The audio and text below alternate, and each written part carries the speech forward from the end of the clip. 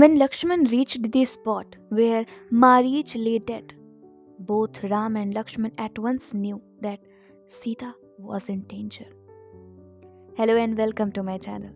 I am reading book Ramayan and today I am reading part 12. Ram searches for Sita. So let's continue. So they hurried back to Panchvati but were shocked to find it empty. They searched and searched for her. Ram went to Godavari bank but could not find her there. Ram was heartbroken. Life seemed meaningless without Sita.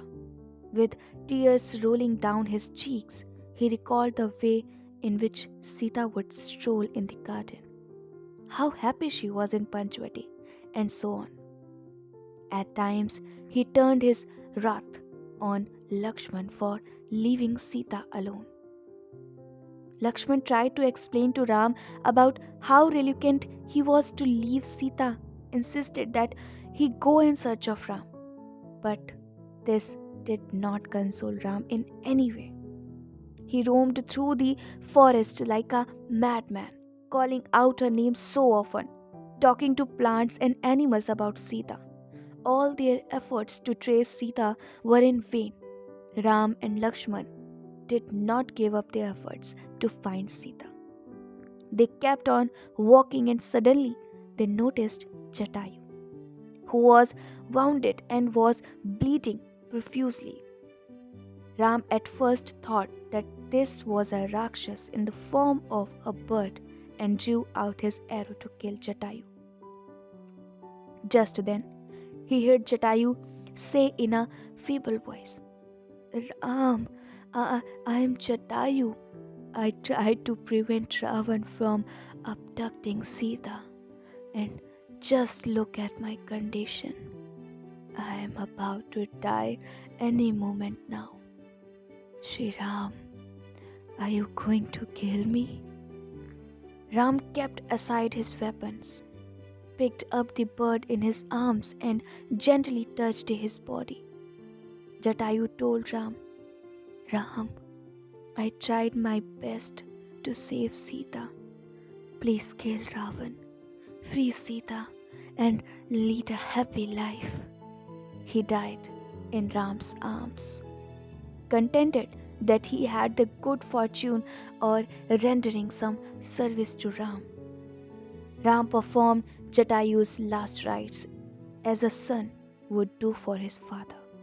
Then Ram and Lakshman continued their journey westwards. On third way, they were stopped by a cruel-looking Rakshas. He had arms which were several miles long. With one sweep of the arm, this Rakshas, whose name was Kabandh, lifted Ram and Lakshman up in the air.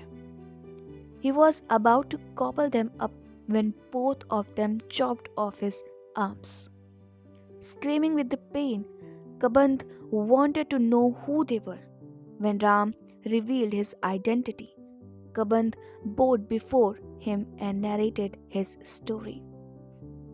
Kabandh was once very handsome, but he would turn himself into a terrifying creature just to scare the rishi cursed him. May this hideous from stay. Only Ram comes to this forest and chops your arms, will you be able to regain your good looks. Kabandh got back his good looks and commanded a flying machine to take him to heaven. Before departing, he wished Ram and Lakshman well and said, Ram, Sugriv is a monkey king who lived in the hills of Rishyamukh by the side of Pump Lake. Make him your friend. He will help you to know the whereabouts Sita. So the two brothers proceeded towards Rishyamukh.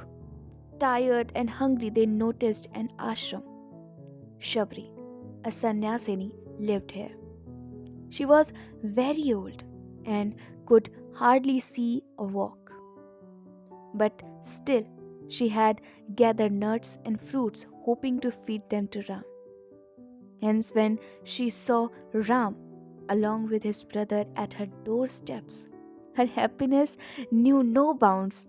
She extended her hospitality to them. Shabri's love and devotion towards Ram earned her a place in heaven. From Shabri's ashram, Ram and Lakshman reached the hills of Rishimukh and rested for a while near Pump Lake. So, this was it for today. I'll be back. Till then, keep smiling.